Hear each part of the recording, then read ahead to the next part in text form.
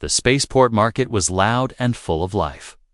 Bright lights flashed from every shop, and voices echoed in dozens of alien languages. But no one stopped when they heard the soft sound of crying. Valera sat on the cold metal floor near the edge of the market, holding a small bundle close to her chest. Her skin was pale blue, dry and cracked from dehydration. Her eyes looked around in fear and sadness. Her daughter, Kenna, was wrapped in a dirty blanket, burning with fever. The little girl's breathing was slow, and every few seconds, a painful cough escaped her lips. Valera looked up, her voice weak but full of desperation. "Please, my child needs medicine. Please help." Aliens passed her by without a glance. Some looked annoyed, others looked afraid. None of them stopped. One alien merchant even yelled, "Go beg somewhere else, Dilari trash." Valera bowed her head, her hands shaking. She had sold everything she had left, her shoes, her bag, even her wedding necklace. But the pharmacy wouldn't give her the antiviral medicine, not without a caste chip. Her people, the Dilari, had no caste in this star system. They were refugees, not citizens, not worth saving. Kenna let out a small cry, her hand twitching against her mother's chest. Valera pulled the blanket tighter and whispered, "Hold on, little star, please hold on." Suddenly, someone stopped, a tall figure wearing a long brown coat and a dusty backpack turned toward her. It was a human. He had dark hair, tan skin, and a strong build. His face looked tired from travel, but his eyes were sharp and kind. He knelt down slowly, keeping some distance, and said in a soft voice, "Are you okay? Do you need help?" Valera flinched, her body leaning away as she shielded Kenna. She had heard stories about humans. They were unpredictable, sometimes cruel, sometimes noble. She didn't know which one he was. "I have no money," she whispered. "Please don't hurt us. I'm not here to hurt you." The human said, "I heard crying." He looked at the little bundle in her arms and saw a child with purple lips and glazed eyes. "I'm Jack," he said. "Let me help." Valera stared at him, her lips trembling. Then she nodded slowly. Jack reached into his pack and took out a clean water bottle. He handed it to her. Valera took it with both hands and helped Kenna sip. The girl barely responded. "She has fever?" Jack asked. "Yes," Valera said. "A rare infection, spreading fast. She needs antiviral injection," but the pharmacy said no. "We are Dilari, low caste." Jack's jaw tightened. "That's insane." He looked around the market, noticing how people kept their distance, how even now no one dared come close. "What's the name of the medicine?" he asked. Valera hesitated, then whispered, "Zarathan 5. Just one vial could save her." Jack stood up. "Wait here. I'll see what I can do." He marched to the nearest pharmacy stall, a silver booth run by a tall alien with green scales and cold yellow eyes. "I need Zarathan 5, Jack said. Placing his ID card on the counter, the alien scanned it and said, "You have no medical clearance in this sector?" "I'm not buying for me," Jack replied. "There's a sick child out there. She's dying, Dilari." The alien sneered. "They're not approved for treatment here. I cannot sell to you." Jack leaned forward, his voice sharp. "Then I'll report you for medical neglect." The alien shrugged. "You can try, but the law is clear. Caste before care." Jack returned to Valera, furious. "They won't sell it. Not to me. Not to anyone who helps you." Tears ran down Valera's cheeks. "Then she will die tonight," she said. "There's no more time." Jack looked down at the small girl, her body barely moving. And something inside him shifted. He thought of his own niece back on Earth. How she once got sick and he had driven 3 hours just to get her meds. No child should die like this. No mother should be this helpless. "There's another way," Valera said suddenly, her voice shaking. "There's a black market in the underlevel. Dangerous people, but they may have the vial. Jack nodded. Without hesitation, then I'm going. No, Valera cried, grabbing his coat. They'll hurt you. Or worse. Jack gave her a calm smile. Let them try. She looked at him, confused. Why? Why would you do this? Jack looked at Kenna, then back at Valera. Because no one else will, he said, turning toward the dark alley that led to the underlevel. As his footsteps disappeared into the shadows, Valera held her daughter close and whispered, Please, human, come back. The underlevel was cold, dark, and full of strange sounds. Pipes hissed above Jack's head as he moved deeper into the narrow tunnels beneath the spaceport. The air smelled like oil and smoke. He held a small flashlight in one hand and his sidearm. In the other, every few steps, he paused and listened, trying to remember the directions Valera gave him at one turn. He saw a group of shadowy figures leaning against a wall. Their eyes glowing faintly in the dim light, one of them stepped forward and blocked his path, lost, human. The alien asked with a grin full of sharp teeth, I'm looking for medicine. Jack replied without fear. Zarethan 5, the group laughed. Another alien spoke, for you or for someone else? Jack said nothing, but they already knew the answer. One of them sniffed the air and said, Delari child, huh? You humans are always chasing hopeless causes. I have credits, Jack said, holding up a chip. And I'm not here to beg. The leader stepped closer, examining him. Then nodded toward a side door. Come inside. Jack entered a dark room filled with shelves, crates, and chemical smells. The leader pulled a small case from a locked drawer. Inside, it was a vial of glowing blue liquid. Zarethan 5, he said. Real stuff. High value. Jack looked at it, then asked, How much? 500 credits, and your sidearm. The alien said with a smirk, That's a robbery. Jack replied, but he knew he had no choice. He handed over the credits and placed the gun on the table. The alien smiled and passed him the vial, but as Jack turned to leave, he heard a click behind him. He spun around and saw one of the gang members pointing his own weapon at him. You paid too wisely. Makes me think you're hiding more, the alien said. Jack didn't wait. He dove to the side just as a shot fired. Sparks flew off the wall behind him. He grabbed a metal rod from the shelf and swung hard, knocking the weapon from the alien's hand. The others charged, but Jack moved fast, blocking hits, striking back. He wasn't just some traitor. He had military training. He grabbed the vial again, stuffed it into his boot, and made a run for the exit. The alien shouted behind him, but he was already gone. His heart pounded as he climbed a service ladder.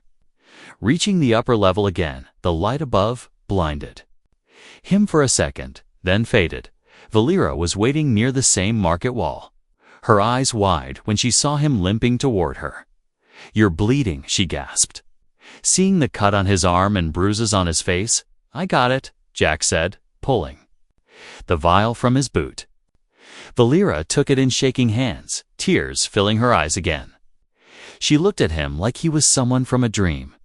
Not real. No one would have done this, she whispered. Not even my own people. Jack sat down beside her and said softly, Then maybe your people were waiting for someone else. She stared at the vial, her fingers tightening around it. I know a place, she said. I can treat her. If we hurry, he nodded, and together they vanished into the shadows once again. This time holding a tiny hope in their hands. Behind them, the market continued as if nothing had happened, as if no child was dying, as if no stranger had just risked everything for someone he didn't even know. But hope had taken its first breath. And for one dying child, that might just be enough. The old clinic was deep in the lower district. Half buried behind broken gates and fallen signs, Valera led the way through the dark hallways. Her steps quick but careful. The dust rose around them with every movement. Jack carried Kenna in his arms, the child felt lighter than he remembered, as if life was slipping away from her with every breath. Her small body barely moved. Her forehead was burning hot, her lips dry and pale. Valera stopped in front of a sealed door and pressed her hand against a scanner. Nothing happened at first. Then a soft beep, and the door creaked open. Inside was a narrow room with broken lights, a cracked examination bed, and a medical cabinet still sealed. Valera rushed to the sink and started cleaning her hands with a dry cloth, her fingers shaking. "Put her there," she said quickly. Pointing to the bed, Jack laid Kenna down as gently as he could. The little girl made a faint sound, like a whimper lost in sleep. Valera opened the vial, her eyes wide with fear and hope. "This must work," she whispered. "If her body accepts it, she'll stabilize. If not, ... She didn't finish the sentence. Instead, she filled a small injector and slid the needle into Kenna's thin arm. Jack held her steady, watching closely. The blue liquid entered her bloodstream. Disappearing fast, Valera stepped back, her hands covering her mouth. They waited and waited. Seconds felt like hours. Then Kenna twitched. Just once, a tiny movement. Her eyes fluttered open for a second, then closed again. Her breathing, once shallow and broken, began to slow. "She's responding," Valera whispered, falling to her knees. "It's working." Jack let out a breath he didn't know he was holding. He sat down beside the bed, watching as colors slowly returned to the child's face. "She's strong," he said quietly. "Just like her mother." Valera looked at him. Her eyes filled with something more than gratitude, but she didn't say anything. She just nodded and stood up again. She took out some old bandages and began cleaning Jack's wounds. Her hands more steady now, but gentle. He winced a little, but didn't complain. "You didn't have to do this," she said. Tying the cloth around his arm, Jack looked at her. Then at Kenna. "But I did," he replied, "and I would again." The lights flickered above them. A soft hum from the clinic's backup generator filled the silence. Valera checked her daughter again, then leaned against the wall, exhausted. Jack offered her a protein bar from his pack. She took it with a small nod for the first time since. They met. They sat quietly together, not as strangers, but as something else. Two souls thrown together in a cold, cruel world. The moment didn't last long, though a distant sound echoed from outside. Boots, heavy ones, walking in rhythm. Valera stood up fast, panic flashing in her eyes. Jack grabbed his pack and moved to the door, peeking through a crack. A patrol of guards, 6 of them, scanning doorways, moving slowly, but with purpose. They were looking for someone, and it wasn't hard to guess who. "They found me," Jack muttered. "I shouldn't have come back this way." Valera turned to Kenna, who was still sleeping peacefully. Then back to Jack. "There's a hidden panel in the wall." "Old supply closet," she said, pulling open a narrow slot behind the cabinet. "You'll fit. I'm not leaving you two alone." Jack said firmly, "If they see you, they'll take you. Or worse," she said. "Let me handle this." Jack hesitated, then finally nodded, crawling into the small space. Valera slid the panel shut just as the first knock hit the door. She took a deep breath and opened it slowly. The guards stepped in with rifles raised, their armor shining under the flickering lights.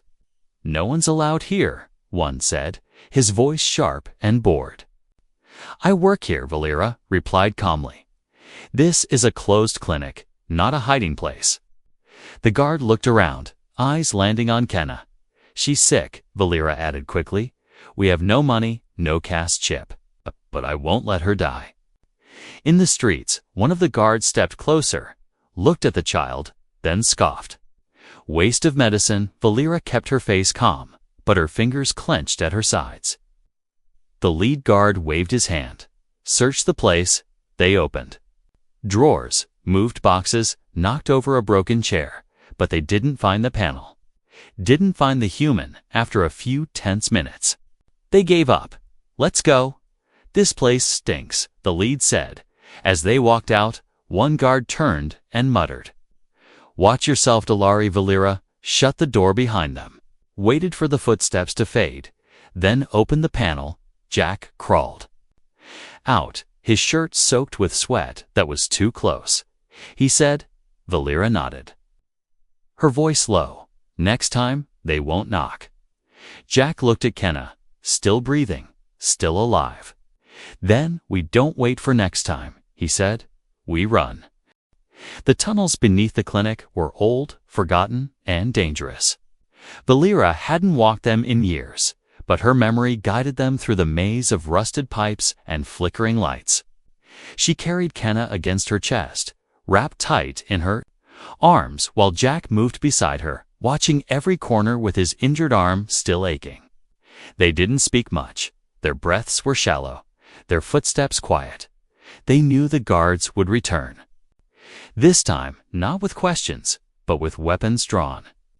Valera paused at a sealed hatch. Her fingers traced the keypad, dust covering the numbers.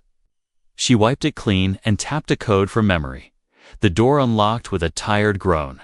Jack helped her push it open, revealing a narrow passage barely wide enough to walk through. The air inside was stale, but it was safe, for now, as they moved deeper. Jack noticed drawings on the wall's chalk markings, old warnings left by those who once used these tunnels to escape. Some symbols looked human, others alien. How much farther? He asked quietly. "There's an old shuttle dock," Valera answered. "It was sealed long ago, but I remember how to reach it, and the shuttle." Jack asked. "It hasn't flown in years," she admitted, "but we don't have another choice." Kenna stirred in her arms, her small eyes blinking open. Valera stopped walking and looked down. "She's awake," she whispered, relief flooding her face. Kenna coughed weakly, her tiny fingers gripping Valera's sleeve.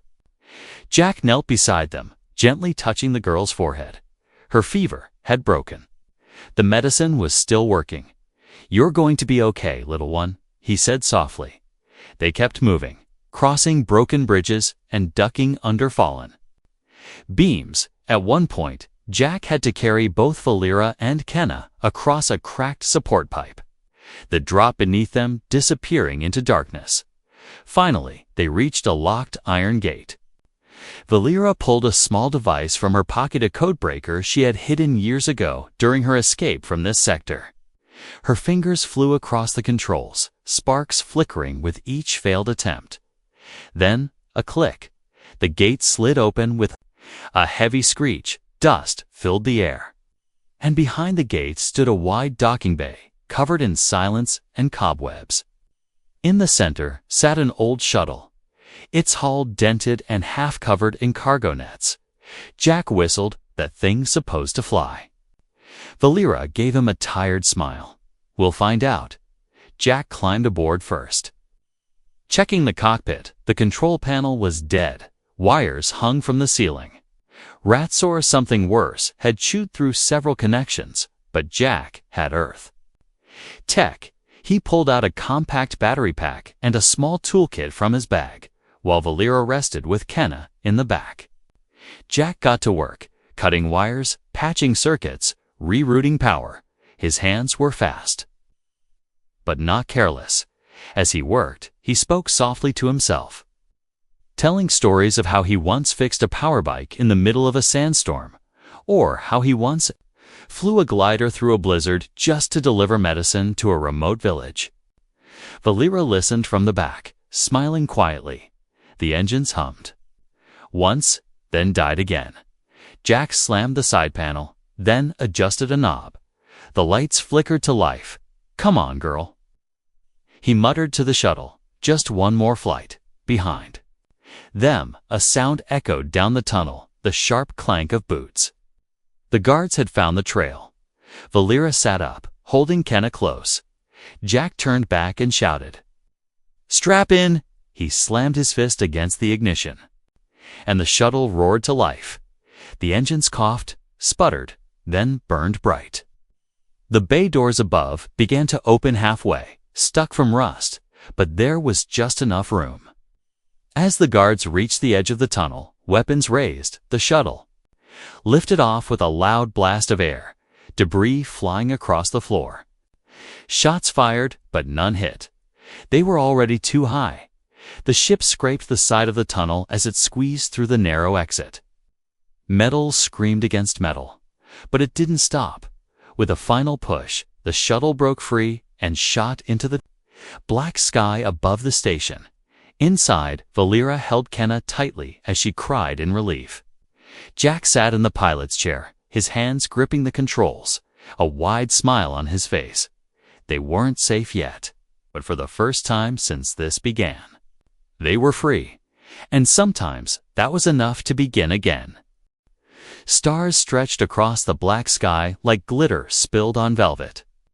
The shuttle shook slightly as Jack guided it away from the station's outer rings. Every bump made a sharp, metallic sound. But the engines held. Valera sat on the floor behind him, holding Kenna close. The little girl had fallen asleep again, her head resting against her mother's chest. Her fever mostly gone, but her body still weak. Jack glanced back at them, then focused on the controls. He knew the escape was only the first step. The patrols wouldn't give up easily. The moment their shuttle was spotted by outer security, they'd be flagged. "There's a quiet place," Valera said softly, her voice barely reaching him over the hum of the engine. "A small colony on the edge of Sector 10. No military, no caste laws." Jack nodded, tapping coordinates into the navigation system. The shuttle beeped in protest, warning that fuel was low.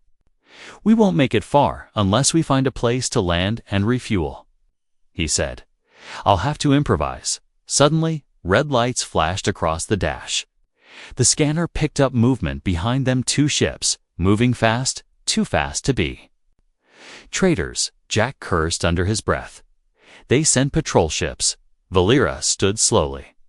Placing Kenna on a blanket, she moved to the cockpit and looked at the screen, her face tight with fear. "They'll shoot us down," she whispered. "They don't care if she's a child. They'll just erase the problem. Not if I outfly them," Jack said. Gripping the control stick harder, he dived low, sending the shuttle spinning under a debris field. Broken ship parts and floating crates drifted through space like a graveyard. The enemy ships fired, beams of red light flashing past them. One hit their side. Rocking the shuttle hard, Valera fell, catching herself on the wall. "Jack," she called out. "We can't take another hit." He didn't answer, just pulled up sharply. Twisting between two massive wrecks, the enemy followed. One ship clipped a beam and exploded. Valera gasped, covering her mouth. Jack turned hard, looping around a destroyed freighter and rising behind the second patrol ship. He fired the emergency flare from the lower hatch. The flare hit the engine directly, sending the second ship spinning away, sparks flying in every direction. Silence returned. Only the engine's low growl remained. Jack leaned back in the seat. Breathing heavily, "We're still flying," he said, smiling faintly. Valera sat down beside him, her hand brushing his arm. "How did you learn to do that?" "Earth isn't peaceful," Jack replied. "We learn fast, or we don't last." The shuttle drifted now, its energy nearly gone. In the distance, a small moon appeared, gray and quiet. "No lights, no signals, unregistered," Jack said. "Might be a mining outpost." He landed the shuttle carefully, dust rising around them, the engines powering down completely. Outside, the moon was silent, a dead place, but with breathable air and an old storage facility nearby. Jack and Valera carried Kenna between them, stepping through the dark halls of the outpost. Lights flickered on as the system detected movement. They found a power hub and a few old supplies. Nothing special, but enough to survive for now. Kenna slept peacefully in a makeshift bed, wrapped in warm layers, her breathing steady. Jack sat near the window, watching the stars, his blaster close by. Valera brought him a cup of warm synth coffee. sitting beside him quietly. "You could have left us," she said after a while, "at any point. And no one would blame you."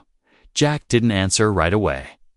Then he looked at her and said, "No one would, but I would."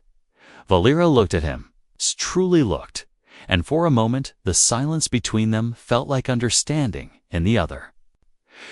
Kenna mumbled something in her sleep, a soft sound, her first peaceful night in days. Valera smiled through her exhaustion, leaning her head gently against Jack's shoulder. They didn't speak again that night. They just sat there, not knowing what would come next, but finally feeling for once not alone. The quiet didn't last by morning. The outpost lights flickered like they were struggling to stay alive.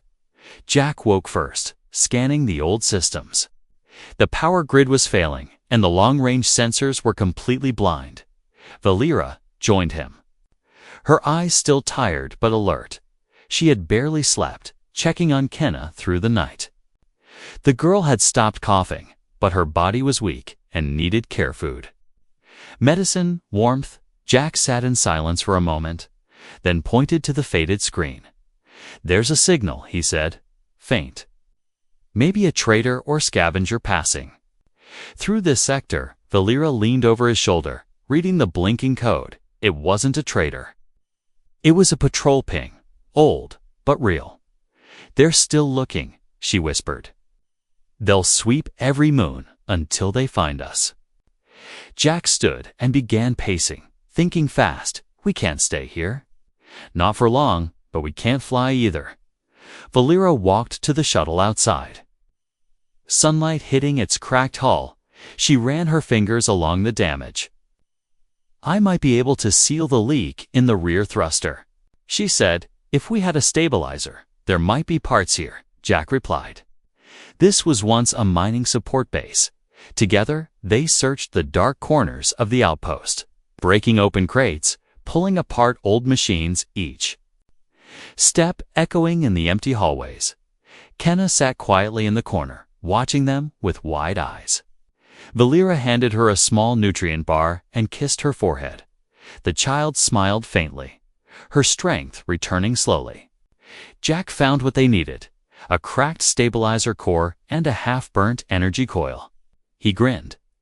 "Give me an hour." As he worked, Valera patched wires and checked circuits. Her hands were steady again, this time not from desperation, but from determination. Outside, clouds of silver dust blew across the moon's surface, hiding their footprints, but not forever. Jack knew that, and so did she. Then a sudden alarm from the shuttle's console. Jack rushed to check the screen. A ping short range. Scan someone was near. Too close, Valera looked through the cracked window, spotting a dark shape descending in the sky.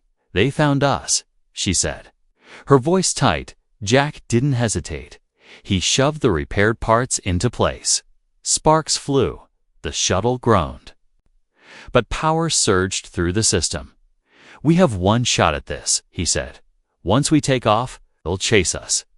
Valera ran to grab Kenna, wrapping her in a blanket, holding her close. They boarded the shuttle. Jack slammed the hatch shut and fired the engine. The ground shook. Dust flew into the air as the enemy ship landed just 100 meters away. Armed guards began to spread out, weapons raised. Jack pulled back hard on the controls. The shuttle rose with a painful screech, grinding metal against old rust. The enemy fired, beams striking the outer shell. Inside, Valera shielded Kenna with her body. Jack gritted his teeth, pushing the engines to their limit. The sky opened up before them as the shuttle broke free from the surface. A warning flashed on the panel engine, temperature rising. "Fuel dangerously low. We won't last long," Jack muttered. "We need somewhere to land soon." Valera leaned forward and pointed to the corner of the map. A signal pulsing softly. "That's the colony I told you about," she said. "No caste system, no patrols. Just people trying to live." Jack redirected their path, the shuttle veering toward the signal. The stars blurred around them as the ship sped forward. Behind them, the patrol ship gave chase, but it was slower, heavier, not made for fast pursuit. Minutes passed like hours. The shuttle rattled, lights flickered, Jack's vision blurred. But he held the course. Then, in the distance, lights appeared soft, warm, glowing from the surface of a green and brown planet. "We're here," Valera said, her voice breaking with emotion. The shuttle dipped low, barely holding together. Smoke rising from the rear, Jack guided it down with steady hands, the landing rough but safe, metal screeching against dirt and grass. They had made it. The hatch opened and fresh air filled their lungs. A group of locals approached. Their skin various shades, some human, some alien, all looking curious but kind. Valera stepped out with Kenna in her arms. Jack followed, covered in dust and sweat. No one raised a weapon, no one shouted, just quiet welcomes and gentle eyes. Valera turned to Jack and said, "We're safe for now." He smiled, exhausted. "Then, let's start over." The settlement was quiet, surrounded by tall trees with blue leaves and soft grass that shimmered in the sunlight. Strange birds sang from the branches above, and wind carried a clean, sweet smell through the air. Jack walked slowly behind Valera. As they followed the path into the heart of the colony, a few curious faces peeked from doorways, but no one shouted, no one stared with hate. People nodded politely, some even smiled. Humans and aliens worked side by side, building, farming, repairing old tech. A woman with pale skin and robotic arms approached them. Her voice warm, "Refugees." Valera nodded carefully. "We have a sick child." The woman didn't ask for papers or cast IDs. She simply stepped aside and said, "Then you're home." They were given a small shelter near the edge of the fields, made of smooth stone and metal sheets, simple but safe. Kenna was placed on a soft bed for the first time in weeks, wrapped in real blankets, sunlight streaming in through a round window. Her eyes opened slowly, and for the first time, she smiled without coughing. Valera sat beside her, brushing her hair gently, tears in her eyes, not from pain this time, but from relief. Jack stood in the doorway, watching them. A part of him still tense, still ready to fight, but the longer he stood there, the more that tension faded. Later that evening, the village held a small gathering. Not to celebrate their arrival, but to welcome them. Like neighbors, not outcasts, Valera sat by a fire, holding Kenna close as the girl ate warm soup with shaking hands. Jack sat beside them, tired but smiling. Someone handed him a drink, and he looked at it with surprise. "You don't even know us," he said. An old man replied, "We know enough. You didn't come here with guns or lies. You came with a child in your arms." That night, under stars that shimmered like silver coins, Kenna fell asleep in her mother's lap, warm and safe. Valera looked at Jack, her voice quiet. "You didn't have to come back for us, but you did." Jack looked at the fire, then at her. "I didn't come back for you," he said. "I never left." Silence stretched between them, but it was soft, filled with trust. Not fear. Days passed, then weeks. The shuttle was repaired with help from the locals. But no one spoke of leaving, not even Jack. He helped build shelters, repaired old generators, taught a few kids how to fly drones. He laughed more now, slept better. Valera worked at the small clinic, using her skills to treat wounds and help mothers. She walked taller, no longer looking over her shoulder.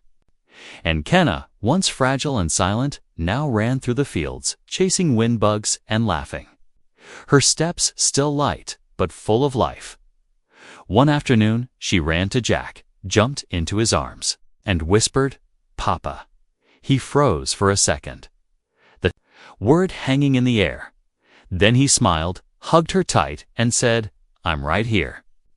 Valera watched from the doorway, her hand over her heart. No speeches were made, no grand promises. But in that quiet moment, something unspoken passed.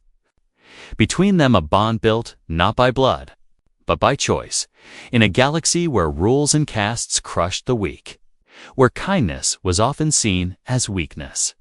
One human chose to fight for a child that wasn't his, and in doing so, he found something he never knew he needed: a family. Sometimes, saving someone else is how you save yourself, and sometimes the smallest cry in the market changes everything.